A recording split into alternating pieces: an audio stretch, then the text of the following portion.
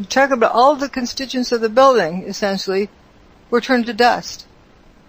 Except for paper. It was floating around. It wasn't stuck to anything. But you see right where it's coming up to the bridge, and that's right where the dust quits rolling out, because you can see it from a helicopter picture. You see the white dust on the ground, just boom, an abrupt line. And I can tell you that was the dust cloud from Tower 1. You know how I know that? Tower 1 was a block further north of Tower 2. Tower 2 went first, and it rolled out to a block before the bridge. So they rolled out the same distance and stopped. And then when Tower 1 came down, it rolled past where Tower 2's, stop line was and went one block further to the bridge and then stopped. It's like the same amount of time they rolled out, same amount of distance they rolled out, whatever, it's the same process going on. But you see these people jog, kind of a gentle jog, and then they realize, okay, I've got enough distance ahead of that dust cloud, and you start walking at a brisk pace. The people who weren't that far away from it, who were closer, they see this dust cloud and they're trying to run for their lives. You've seen those pictures of somebody terrified with the dust cloud bearing down on them. The dust cloud overtook them, kept on going, and it just left them covered with dust. They had trouble breathing, but left them covered with dust. And they had to stick their face in their armpit to use their clothing as a filter, air filter, because of the dust, but they didn't get burned up. So it's not a pyroclastic cloud. It just was dust. And there's another interesting thing that a first responder noticed. Firefighters are afraid of smoke because it means that the oxygen has been displaced out of the air. That's why they have their tanks that they wear. But here's all this, fumes, I'm going to call it generically. And the guy's realizing, wait, this is only dust. All right, like hot dig, like we should celebrate. It's not smoke. We can breathe. And no reports of burns. Right, no reports of burns. The dust was not hot. Actually, some of the first responders said that initially the dust cloud felt cooler than ambient temperature. They thought maybe because it, came down from so high up that, it brought the cool air with it. It was cooler than ambient temperature. That's not hot. But then it started eating kind of itchiness on the skin and like, if you pour acid on your hand, even if the acid you took out of the refrigerator and it's cool, it would feel hot because it was eating up your skin. Yep. And that's how your senses would perceive it. So if somebody described it as warm or hot, it could be from that reason. But if you stick a thermometer into it that doesn't get affected by that, it would probably show lower than ambient temperature. And that is a very important piece of data. Similar to eating a chili. Well, you talk about where'd the energy come from. That wasn't energy being added in, that was energy being taken out of the environment. If it's cooler than ambient temperature. Yeah. I see what you mean. Why does the refrigerator get colder? Because the heat is taken out and put elsewhere. Yeah. So there's something that took the heat energy, took some heat energy out. Yep. So when somebody says how much energy, hang on, so when somebody says how much energy did it take, well, what kind of energy? Maybe it took negative amount of energy because, it pulled energy from the environment. If it's cooler than ambient temperature, it's not exothermic reaction, it's endothermic. It's taking heat from, around there and, using that. Cause it's, I was thinking about the top of the building where it twists and it doesn't fall. The tipping top. The tipping top, because that's more evidence of dust breaking.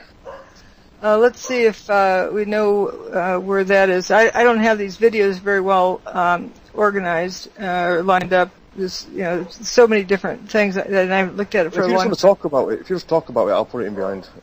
Yeah, okay. What it does is the tipping top starts to tip. Now later on we can look at up close photos and see it doesn't tip as a unit. You got kinks in the corner. You notice it's already crumbling into sections. But let's assume it's you get this a quote plane crash. You get a plane shaped hole in the building. We won't argue about how it got there. But you have this damage at what was it on the South Tower? It was like 72nd floor plus or minus, or 73rd, 74th, somewhere in the 70s. And then from there on up, you get this, when, 50 some odd minutes later, you get that tipping top that starts to tip over and hinges right at that point. Okay, if the top is hinging, see, the building below that, has the weight on it, but that part above it wouldn't be affected by this unless you say the fumes went up and did something to it. So it starts tipping over, starts to rotate over, and it appears to stop rotating. And, various truthers have said, oh, it violates the laws of physics. No, it doesn't. It doesn't have to. If it's a rigid body and it stops tipping, that violates the laws of conservation of angular momentum.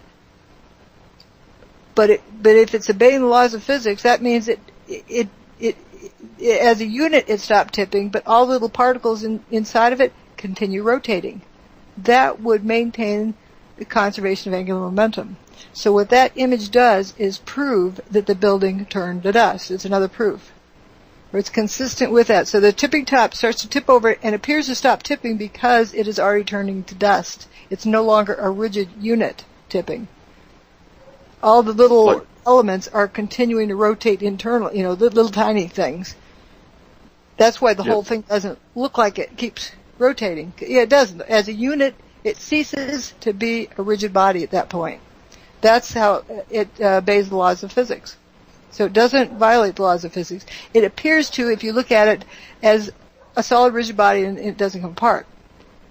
But we know it doesn't violate the laws of physics, which means it has turned to dust.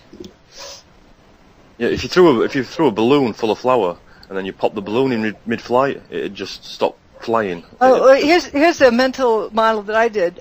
Get a balloon and fill it with water with red food coloring in it, and tie it off. Lots of red food coloring, and put it in a swimming pool. All right, if you poke that, if you pop it, you're going to have one leak that's going to, pressurize. It's going to be squirting red water out into your swimming pool.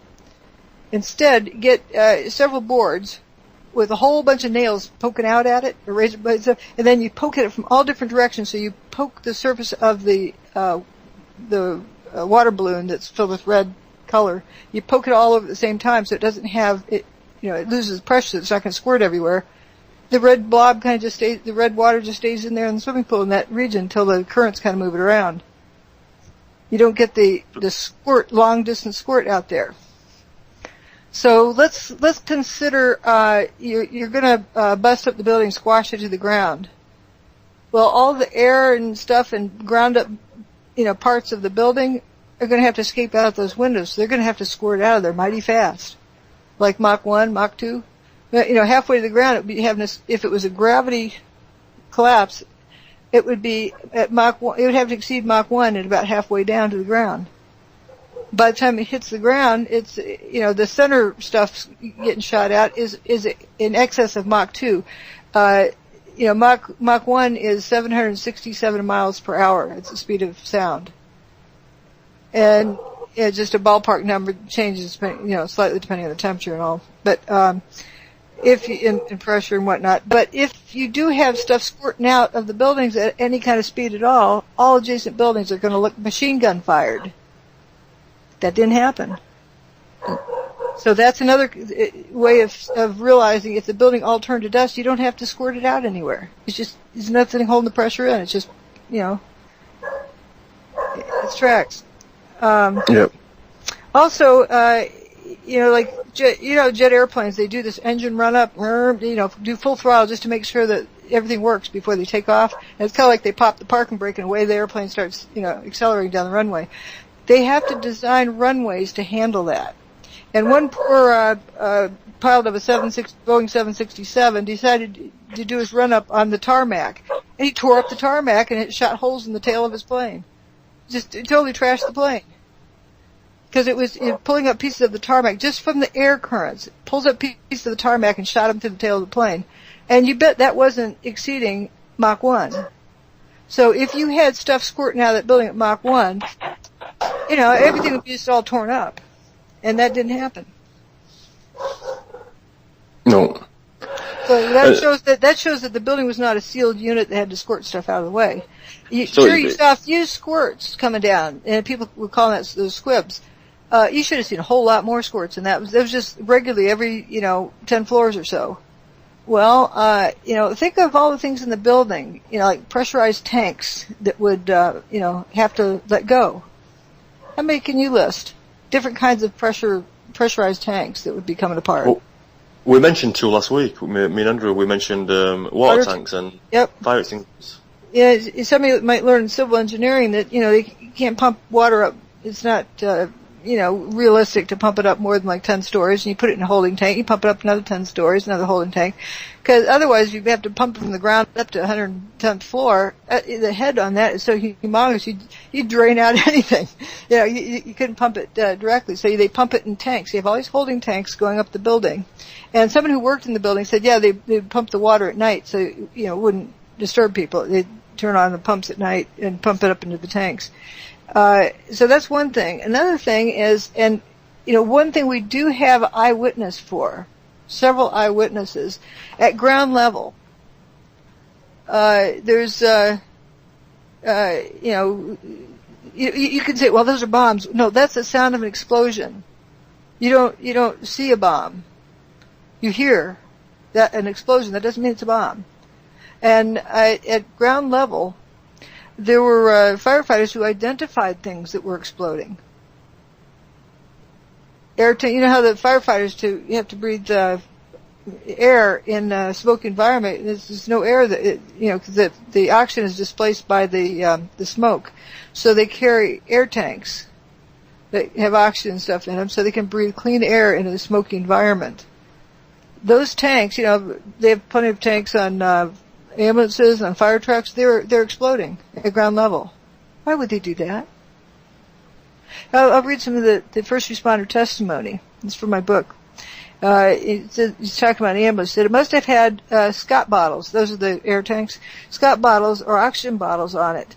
They were going off. You would hear air go boom, and they were exploding.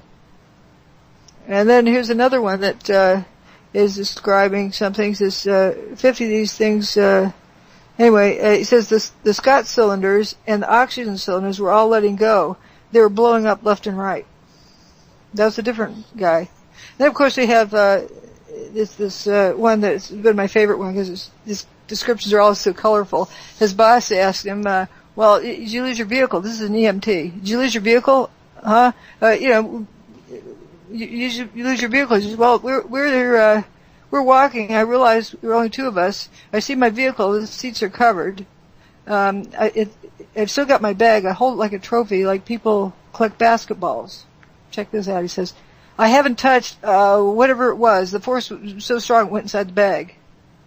So his instruments didn't look normal, it sounds like. Okay, then he says, but we were there. Vehicle 219 was destroyed. And his boss says, was it on fire? And he answers, what? And his boss says, well, was it on fire? He says, fire? We saw the sucker blow up. We heard a boom. Why would an ambulance explode? Why would oxygen tanks at street level sitting on fire trucks explode? There are pressure vessels. If you weaken the walls of a pressure vessel, at some point they're not going to be able to contain. Let's get a balloon full of air, tie it off. It's a pressure vessel. Put it on a puddle of acid. The acid is going to start eating through the balloon, and pretty soon, as soon as it's too weak, it's going to explode because it can't hold in the pressure anymore. Absolutely. So what those are. Taking out the metal, dustifying the metal of the cylinder itself, so it's like it breaches inside the pressure. Can't. Not necessarily breaches. All it needs to do is weaken the wall to the point that it can no longer hold that pressure. Yeah. And the pressure will cause it to rupture. It's kind of like a balloon. If the outer nano layer of material goes, the balloon's too weak to hold the pressure in, and it'll pop. That example of getting a balloon, fill it with air, so it's pressurized, tie it off, and then set it on a puddle of acid or something that's going to eat it, maybe oil or something that's going to eat through the surface. As soon as it eats it enough to weaken it just enough that it can no longer hold in that pressure, it's going to explode. So if you have air tanks where the outer walls have been weakened from something, we don't need to say what it is, but from something, it's going to come to a point where they're going to explode. or different materials like valves being affected. And, or this, they also are describing that the tanks would go and then boom. So something was leaking before it exploded. Like maybe the thing just, came unripped.